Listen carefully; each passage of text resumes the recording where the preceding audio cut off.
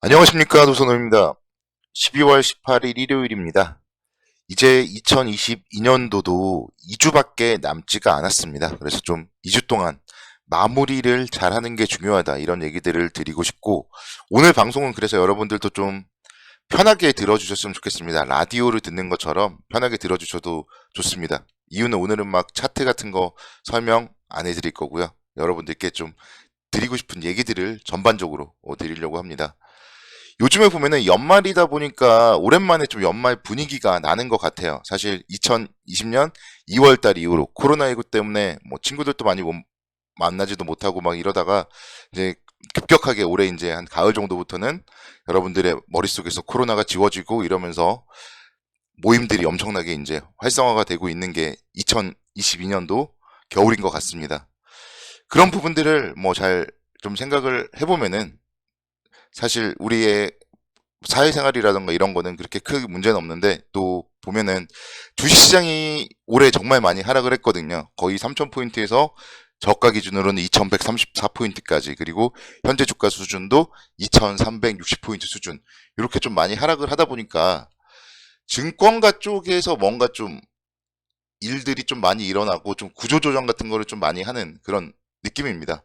이런 부분들을 좀 생각을 해보면은 또 역발상적으로 올해보다 좀 내년도가 좀 기대할 수 있지 않을까, 뭐 그런 생각도 해보고요. 그래서 그런 얘기들을 좀 오늘은 좀 전반적으로 드리려고 합니다. 올해 주시장이 정말 많이 힘들었어요. 1년 내내 거의 하락을 했습니다. 사실 뭐 반등이라고 한다면은 정말 여름에 7월, 8월 정도, 그리고 또 10월부터 11월 중순 정도까지 요 정도 반등이 있었고, 나머지는 좀 상당히 좀 많이 하락을 했고, 그런 가운데서 우리 증권사 쪽에서는 계속 뭐 힘내자 이런 얘기들을 하면서 긍정적인 얘기들을 할 수밖에 없다 보니까 리서치 센터의 뭐 얘기들은 또 다 틀린 게 되고, 이러다 보니까 이제 리서치 센터나 이쪽이 좀 많이 힘들더라고요. 이런 부분들을 좀 생각을 해보면은 내년도 시장은 좀 뭐 기대가 되지 않나, 그런 생각을 해봅니다. 시장은 뭐 계속적으로 정말 하락을 할 수만은 없고, 그렇기 때문에 올해가 힘들었다면 내년도에는 또 반등을 할 가능성이 높다, 그런 얘기들을 오늘도 다시 한번 드리고 싶습니다. 지금도요, 아마 여러분들은요, 내년도에 더 빠질 것이다, 내년도 시장 불안하다, 경기가 침체된다는데, 그런 생각을 하시는 분들이 아마 정말 많을 거예요. 그런데 1년 전에, 1년 전에 우리는 그래도 3,000포인트대 시대에서 4,000포인트 갈 것 같고, 막 그런 좀 희망적인 얘기들을 엄청나게 했었단 말이에요. 거기서 1년 동안의 결과가 이렇게 하락을 했다면, 오히려 이 주식시장은 항상 역으로 가는 경우가 많기 때문에 내년도에 대한 좀 이런 부정적인 시각이 있을 때 희망을 가져보자, 그런 얘기들을 드리고 싶습니다. 그리고 이제 단적으로 얘기하면은 12월 산타랠리에 대한 얘기들을 좀 뭐 저도 좀 했었는데, 사실 지난주부터 주식시장이 더 좀 안 좋아지는 그런 모습이었어요. 나스닥 지수가 지난 토요일 날도 0.97%대 하락을 했고, S&P 500 지수도 1%대 하락, 그리고 다우존스도 0.85% 하락을 하면서 사실 미국 시장 같은 경우도 지금은 썩 좋은 모습은 아니라고 생각이 되고, 국내 주시장 같은 경우는 그나마도 다행스러웠던 게 금요일 날 시초가 1%대 하락을 한 이후에 뭐 거의 보합권 정도까지 끌어올렸던 부분은 뭐 그래도 좀 뭐 다행스러웠던 부분이라고 할 수 있겠습니다. 결국 국내 주식시장은 좀 더 빠질 게 없다, 이런 부분들을 지난주 금요일 날도 보여줬다고 생각이 되고, 그렇기 때문에 뭐 역시 내일부터 시장도 크게 잃을 거는 별로 없다, 그런 생각을 해봅니다.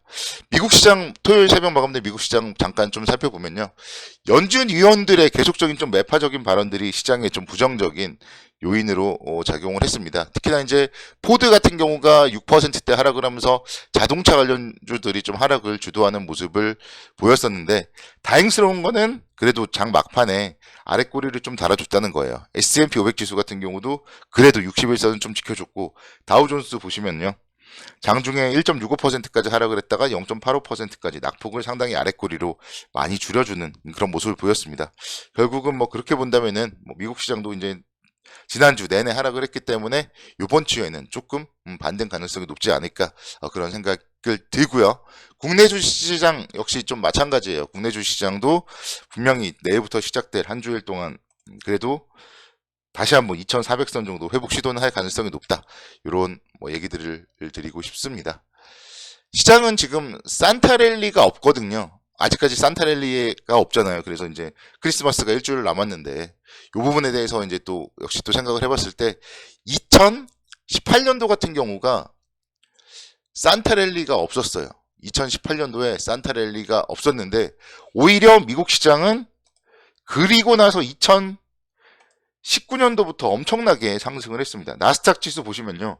2018년도 12월 달에 좀 상당히 힘겨웠어요. 12월 달에 장대 음봉을 보였는데 오히려 그때부터 2019년도 상당히 좀 안정적인 상승을 보였고 뭐 2020년도 같은 경우는 이제 코로나 때문에 힘들었고요. 그리고 나서 쭉 상당히 좀 좋은 모습을 보였습니다. 그래서 올해 12월 달에 산타랠리가 없다는 부분도 오히려 만약에 없을 경우에는 내년도 시장에 대해서 좀 반전의 모멘텀이 되지 않을까 뭐 그런 생각도 해봤습니다.